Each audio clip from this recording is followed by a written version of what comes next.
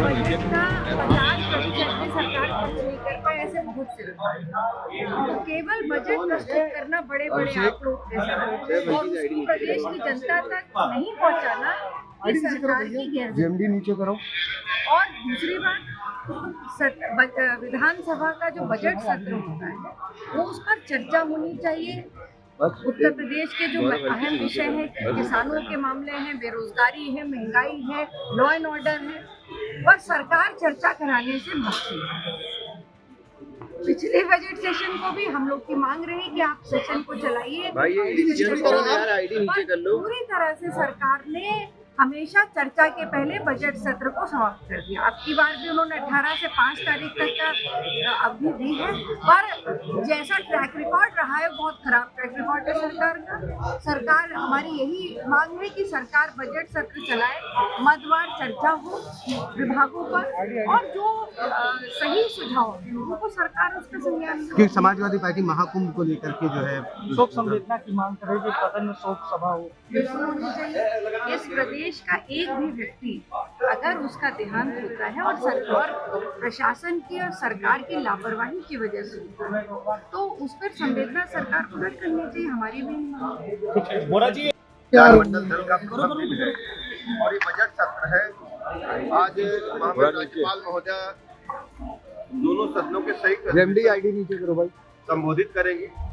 इस बार के बजट सत्र में खास बात आप देखेंगे, ये 2017 से लगातार बजट का आकार बढ़ रहा है।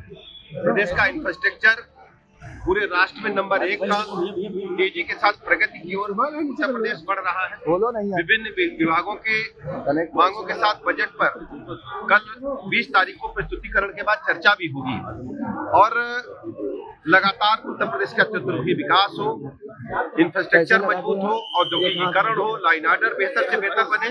हमारी सरकार की प्रतिबद्धता है कि हम उत्तर प्रदेश को राष्ट्र का नंबर 1 राज्य में स्थापित करने के लिए काम कर रहे हैं।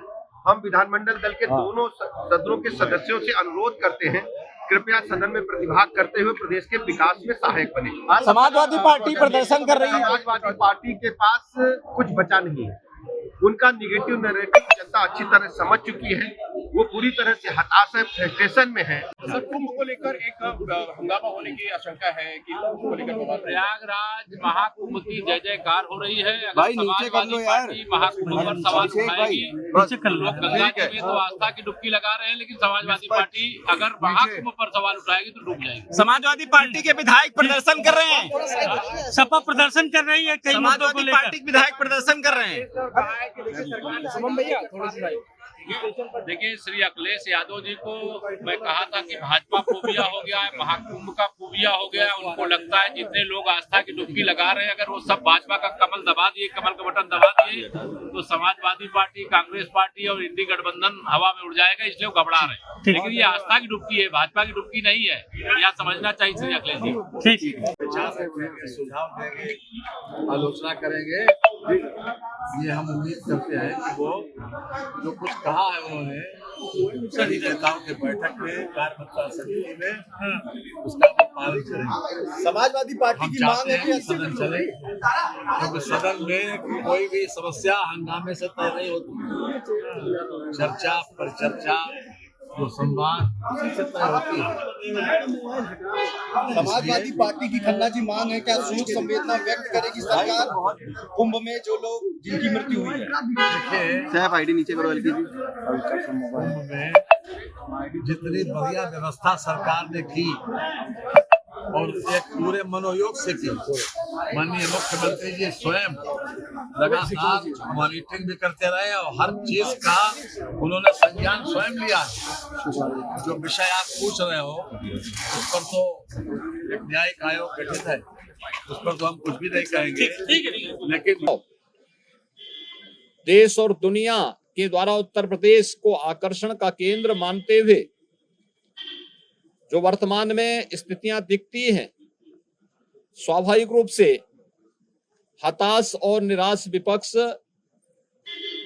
इन मुद्दों पे चर्चा करने से भागने का प्रयास करता है, सदन की कार्रवाई में बाधा पैदा करने का प्रयास करता है। विपक्ष